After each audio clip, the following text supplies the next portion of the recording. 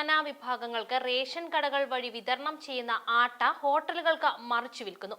കഴിഞ്ഞ ദിവസം കൊല്ലം ജില്ലാ ആശുപത്രിക്ക് സമീപത്തെ ഹോട്ടലിൽ നടത്തിയ പരിശോധനയിൽ റേഷൻ കട വഴി വിതരണം ചെയ്യുന്ന ആട്ട കണ്ടെത്തിയിരുന്നു. തുടർന്ന് തൊട്ടടുത്തുള്ള റേഷൻ കടയിൽ നടത്തിയ പരിശോധനയിൽ സ്റ്റോക്ക് രജിസ്റ്ററിലുള്ളതിനേക്കാൾ 51 കവർ ആട്ട അധികം കണ്ടെത്തി.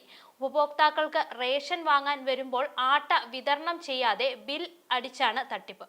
AAY കാർഡിലെ ഒരു അംഗത്തിന് 1 കിലോ ഗോതമ്പ് അല്ലെങ്കിൽ 1 കിലോ ആട്ട എന്ന ക്രമത്തിലാണ് വിതരണം.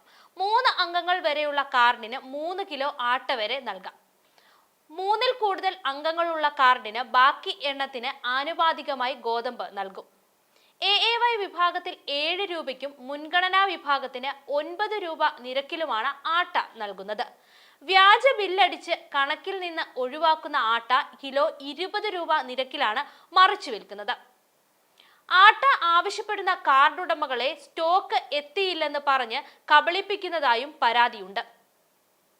ഒരു റേഷൻ കടയ്ക്ക് AAY മുൻഗണനാ കാർഡുകളുടെ എണ്ണത്തിന് ആനുപാതികമായി ഒരു മാസം 500 മുതൽ 600 കിലോ വരെ ആട്ടയാണ് പ്രതിമാസം വിതരണത്തിനായി ലഭിക്കുന്നത്. റേഷൻ കടകളിൽ നിന്ന് കിലോ 15 രൂപ നിരക്കിൽ ശേഖരിച്ച് പുതിയ കവറുകളിലാക്കി കൂടുതൽ വിലയ്ക്ക് വിൽക്കുന്ന സംഘങ്ങളും പ്രവർത്തിക്കുന്നുണ്ട് എന്നാണ് വിവരം. വിവിധ ഭക്ഷ്യ സംരക്ഷണ യൂണിറ്റുകൾക്കും റേഷൻ കടകളിൽ നിന്ന് കടത്തുന്ന ആട്ട വൻതോതിൽ കൈമാറുന്നുണ്ട് എന്നാണ് വിവരം.